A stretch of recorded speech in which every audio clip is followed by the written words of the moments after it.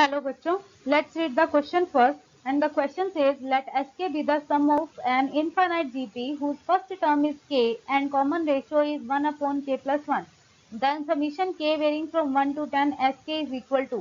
तो सबसे पहले हम इसका की कॉन्सेप्ट लिखते हैं. हमारे पास की कॉन्सेप्ट क्या होगा?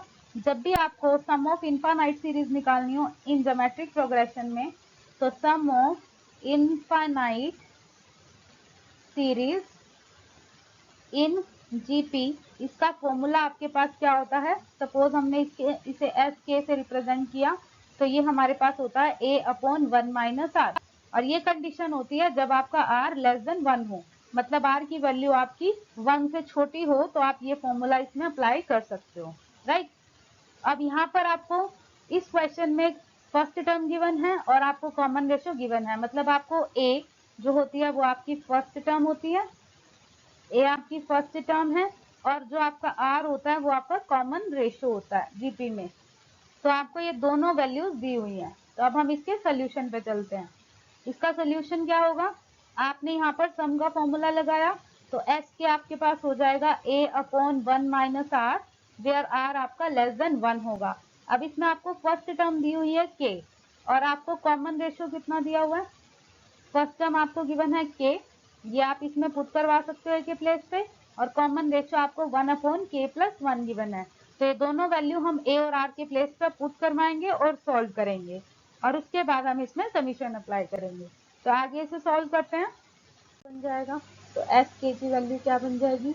ए के प्लेस पे आप के पुट कर सकते हो, एंड 1 माइनस आर के प्लेस पे 1 अपॉन के प्लस 1 पुट कर सकते हो, राइट. तो फर्दर इसे सॉल्व करेंगे, इसका एलसीएम ले लेंगे, तो हमारे पास क्या बनेगा? के अपॉन के प्लस 1 माइनस 1 डिवाइड बाय के प्लस 1. तो ये आपका बन जाएगा के इंटू के प्लस 1, ये 1 से 1 कैंसिल हो जाएगा, डिवाइड बाय के. तो ये आपका इस के से भी के कैंसिल हो जाएगा, आपके पास एस के की वैल्यू आ जाएगी के प्लस 1. ये आपके पास सम आ गया. बट आपको इसमें फाइंड क्या करना है?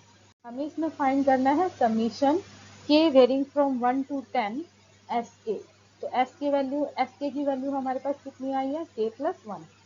मतलब आपको इसमें के वेरिंग फ्रॉम 1 टू 10 करना है.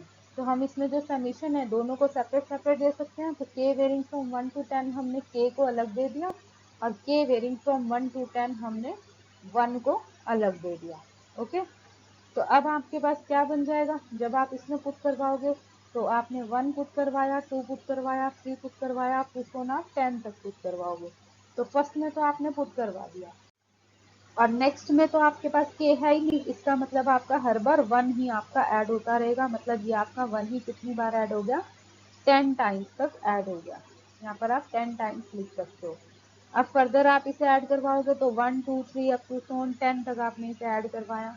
ये आपकी एक तरह से नेचुरल नंबर्स का सम बन रहा है, जिसका फॉर्मूला होता है n इंटू एन प्लस 1/2. ये आपका नेचुरल नंबर्स के सम का फॉर्मूला होता है. तो अब आपके पास यहाँ पे नेचुरल नंबर 10 तक ही है ओनली, तो आप इसमें यही फॉर्मूला सेम अप्लाई कर सकते हो. 10 इंटू 11/2 हो जाएगा, प्लस ये 1 को आप 10 टाइम्स ऐड कर रहे हो, तो इसका मतलब ये भी आपका 10 हो जाएगा. इससे ये कैंसिल होगा, हमारे पास बनेगा 55 प्लस 10. तो आपके पास जो फाइनल आंसर आ जाएगा वो कितना आ जाएगा? 55 और 10 को ऐड करके हमारे पास बन जाएगा 65. तो 65 इसका फाइनल आंसर हो जाएगा. Okay. I hope you understood well. Best of luck. Thank you.